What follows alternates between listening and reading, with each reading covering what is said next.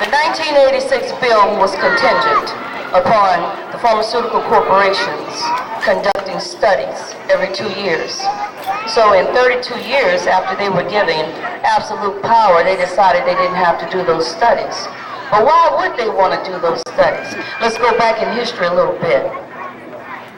Since the establishment of this country, human sacrifice and human experimentation has been done without informed consent. It started with the slaves who had no choice about what was happening to their bodies. And then it went on to the feeble-minded and those they felt were mentally unstable, disabled, which were mostly children and then adults. And what state do you think did the most experimentation on people? We're standing in it right now, California.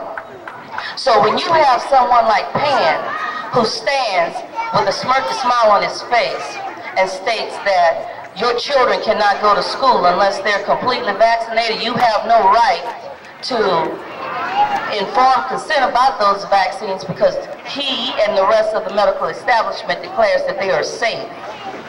And furthermore, you have no right to due process because of those vaccines. He's standing on what they decided to do, starting at the inception of this country. The only thing that's missing here is that we don't know our history, because it was hidden from us. See, no one told you that in 1955, between 1955 and 1960, right in Sonoma, Northern California, the Sonoma Children's Mental Hospital, they were experimenting on children with cerebral palsy and other mental health issues. Over 1,400. They did radiation treatments on them, spinal taps on them. And then when they finished with those children, some as young as 3 years of age, they harvested their brains to look at what had happened to the brain without parental consent. That's what they did in the 50s and the 60s. And then they decided to move on. You know, in the 90s, they decided, let's see, we're going to take these 6-month-old black and Mexican babies, these boys, and let's give them this high titer dose of the measles virus. Now, never mind that the CDC and the World Health Institute had already done that study. They did that study in Africa and Mexico. They knew what the result was, but they didn't care. They did it right here again, right in Los Angeles at Kaiser Permanente in the 90s on our children. And they've never stopped because they didn't have a need to stop. In 2003, former President Bush signed a bill stating that there would be experimentation, pediatric experimentation on drugs to see what they would do to children. The only difference is there was not informed consent. But you had someone who came along right in 2010, right here at the state capitol, Representative Tony Strickland. And I don't think it was in any history book or even on the news. He wrote a bill stating that this state, the legislators of this state, and that bill was passed in California, must inform parents, must give true informed consent of any experimentation happening to their children. And that would include vaccines, since the HHS didn't do their 2-year study every year since 32 years. So what we have today, we have vaccines which are now experiments because they haven't been tested, they haven't been studied, but they've been injected in millions of our children. We've lost the generation. And I'm here to encourage each and every one of you to keep going. Don't allow a small crowd to stop you from doing what you're doing. Stand bold, because that's what God requires of us. We don't have to argue about what we know. Every day, the proof, the veil that has hidden the truth is coming down, and it has come down on the HHS. So you stand bold, be who you are, say what you say, because you know what you know. Vaccines are unproven, unsafe, and in this country, we have a right to exercise natural law, which means our bodies are sovereign, our children's bodies are sovereign. The grace of God runs through our veins, and no man can usurp that authority. Doesn't matter what your belief is or how you walk your walk in faith. We're all right now in the valley. We've been exiled to the desert, but there's a road that all of us can pave, and we're doing it. It's a straight and narrow highway. Don't allow anyone to tell you that the wide road is the same as the narrow road, because it isn't. The road to truth and justice is narrow. It is not paved wide. It is not as wide as this street.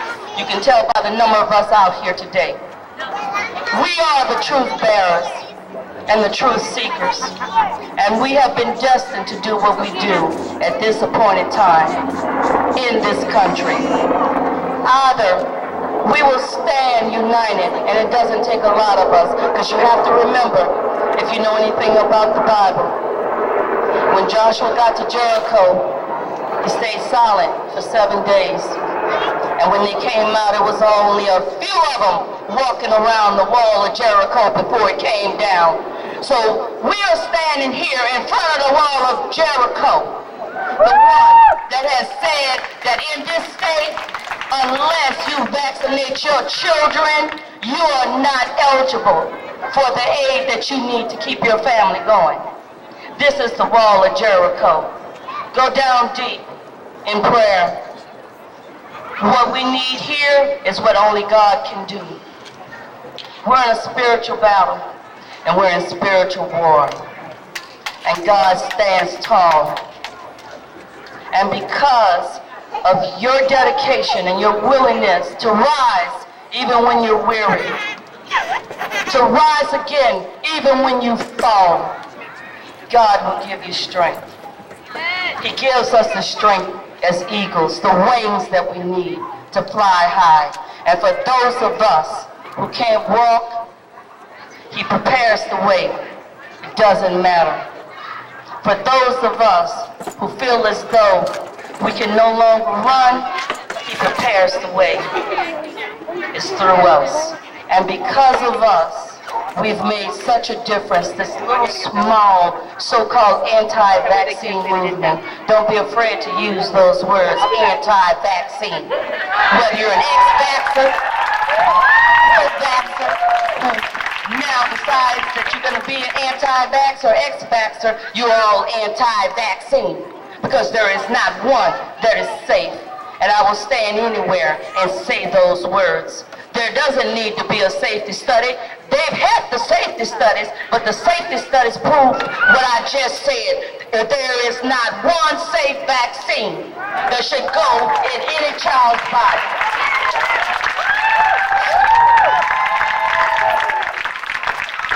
So encourage all that you come in contact with to walk away from the vaccine program. Walk away from the schools. Those schools that they say your children cannot attend, you've paid enough taxes for. So do like the other 632,000 Californians who left last year. Take your pilgrimage, take your walk on that narrow road out of the state of California. They can't stand without people. And God will provide. Your children are not sacrificial lambs. And believe me, just as they've come after all children with brown skin, they are coming now after every last child, no matter what the color of their skin. Your medical exemption is not going to mean anything in a couple of years. They're going to take that from you too. Stand tall, know who you are, claim who you are, and be bold in your conversation and in your deportment as you go about your day every day. Profess what you know without argument. You can walk away from that. Those who are ignorant, they love to argue about what they don't know. But the proof is here.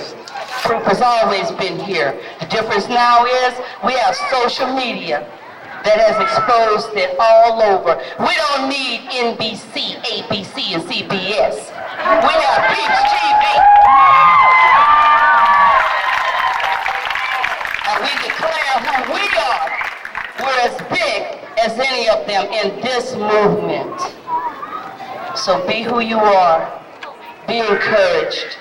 If you're weary, take your rest. God will strengthen you to come back again. If you're tired, rise again and know that you're making a difference each and every day. It's not how many lives you touch, it's the life in front of you that you touch. Care. Take no care for your reputation. That's a fallacy made by a man. Stand on your character because that's what's important to God. It takes character to do what we're doing. It takes conviction. It takes faith in what you can't see. To be driven by the unknown and to believe that no matter what, we will stop this program. We will make a difference. God will win it as long as you're in it. So stay in it. Stay strong. Be who you are. And let God direct your path.